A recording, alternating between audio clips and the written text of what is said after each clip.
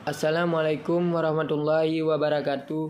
Perkenalkan, nama saya Alfiandi Ramadan, NIM 24146023 dari Prodi Sistem Informasi kelas 01. Di sini saya akan menceritakan tentang kisah Nabi, yaitu Hamzah bin Abdul Muthalib.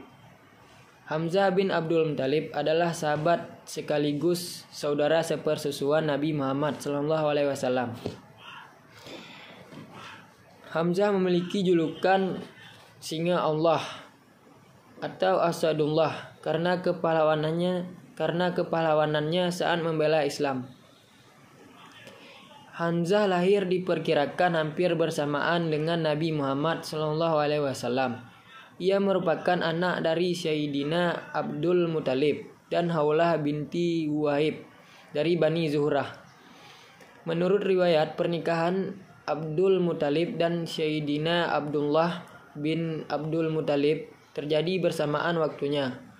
Dan ibu dari Nabi, Sayyidah Aminah binti Wahab, adalah saudara sepupu dari Haulah binti Wahib. Sayyidina Hamzah mempunyai otak yang cerdas dan pendirian yang kuat. Beliau termasuk tokoh Quraisy yang disegani.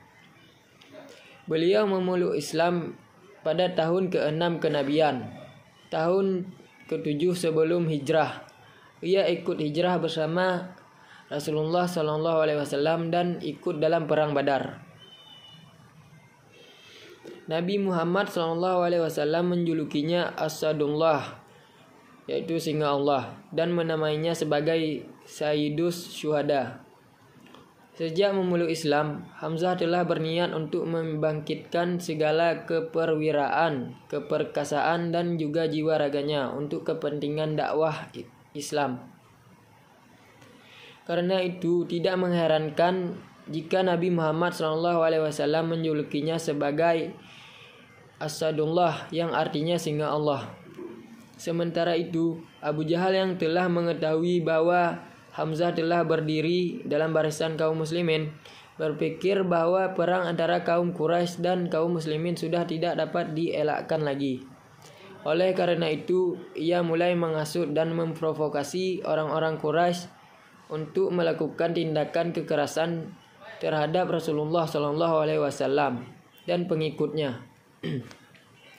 Bagaimanapun, Hamzah tidak dapat membendung kekerasan yang dilakukan kaum Quraisy terhadap para sahabat yang lemah. Akan tetapi, harus diakui bahwa keislamannya telah menjadi perisai dan benteng pelindung bagi kaum muslimin lainnya. Lebih dari itu, dia menjadi daya tarik tersendiri bagi kabilah-kabilah Arab yang ada di sekitar Jazirah Arab untuk lebih mendalami mengetahui agama Islam. Pasukan kaum muslimin yang pertama kali dikirim Nabi Muhammad SAW dalam perang Badar dipimpin oleh Hamzah dan Ali bin Abu Thalib, menunjukkan keberaniannya yang luar biasa dalam mempertahankan Islam, hingga akhirnya kaum muslimin berhasil memenangkan perang Badar tersebut secara gilang gemilang.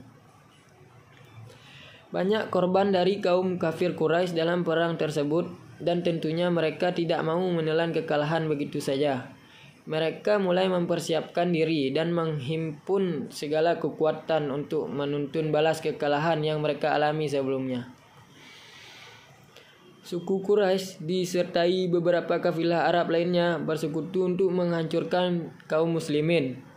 Sasaran utama perang tersebut adalah Nabi Muhammad dan Hamzah.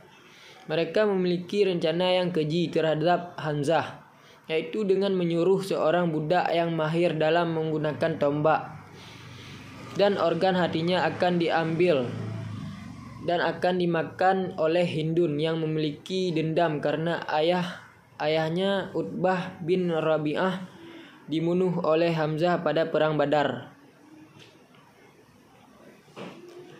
Budak tersebut adalah Wahsy bin Harb. Wahsy diberi tugas membunuh Hamzah dan dijanjikan imbalan dimerdekakan dari perbudakan. Akhirnya kedua pasukan tersebut bertemu dan terjadilah pertempuran yang dahsyat. Sementara Hamzah berada di tengah-tengah medan pertempuran untuk memimpin sebagian kaum muslimin, ia mulai menyerang ke kiri dan ke kanan.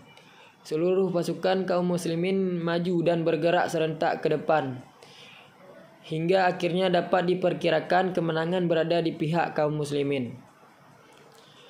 Seandainya pasukan pemanah yang berada di atas bukit Uhud tetap patuh pada perintah Rasulullah untuk tetap berada di sana dan tidak meninggalkan untuk memungut harta rampasan perang yang berada di lembah Uhud, niscaya kaum muslimin akan tetap memenangkan pertempuran tersebut. Di saat mereka sedang asyik memungut harta benda musuh Islam yang tertinggal, kaum kafir Quraisy melihat sebagai peluang dan berbalik menduduki bukit Uhud dan mulai melancarkan serangan dengan gencar kepada kaum muslimin dari atas bukit tersebut. Tentunya penyerangan yang mendadak ini pasukan muslimin terkejut dan kocar-kacir dibuatnya. Melihat itu, semangat Hamzah semakin bertambah berlipat ganda. Ia kembali menerjang dan menghalau serangan kaum Quraisy. Sementara itu, Wahsy terus mengintai gerak-gerik Hamzah. Setelah menebas leher Siba bin Abdul Uzza, Wahsy mengambil ancang-ancang dan melempar tombaknya dari belakang yang akhirnya mengenai pinggang bagian bawah Hamzah hingga tembus ke bagian depan di antara dua pahanya. Lalu ia bangkit dan berusaha berjalan ke arah Wahsy, tetapi tidak berdaya dan akhirnya roboh dan meninggal sebagai syahid. Ibnu Atsir berkata dalam Usud Al-Gabah, dalam perang Uhud, Hamzah berhasil membunuh 31 orang kafir Quraisy. Sampai pada suatu saat ia tergelincir sehingga ia terjatuh ke belakang dan tersingkirlah baju besinya. Pada saat itu ia langsung ditombak dan dirobek perutnya. Lalu hatinya dikeluarkan oleh Hindun. Kemudian dikunyahnya hati Hamzah, tetapi tidak tertelan dan segera dimuntahkannya. Setelah mendengar kabar kematian Hamzah ini pun membuat Rasulullah SAW sangat-sangat terpukul dan menangis sejadi-jadinya. Nabi Muhammad sangat meratapi kematian Hamzah hingga menimbulkan kecemburuan dari Allah Subhanahu wa Ta'ala. Allah kemudian menyampaikan firman-Nya, "Wahai Muhammad, janganlah kamu meratapi kematian seseorang, karena aku lebih mengetahui sesuatu hal daripada kamu. Janganlah sampai cintamu pada manusia melebihi cintamu kepadaku, karena sesungguhnya cintamu hanya milikku." Firman Allah ini dicatat oleh Imam Syafi'i dalam kitabnya. Kesimpulan dari kisah Hamzah bin Abdul Muthalib ini, kita harus menjadi sosok yang berani dan teguh dalam menegakkan agama Islam seperti yang dilakukan oleh Hamzah bin Abdul Muthalib.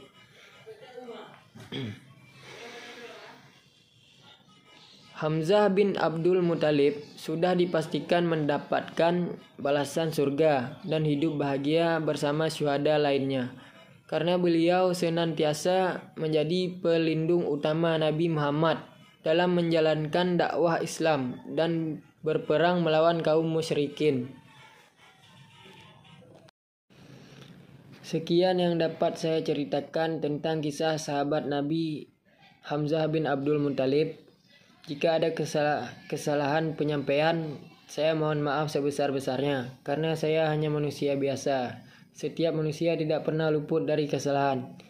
Saya akhiri, wabillahi taufik wa hidayah. Wassalamualaikum warahmatullahi wabarakatuh.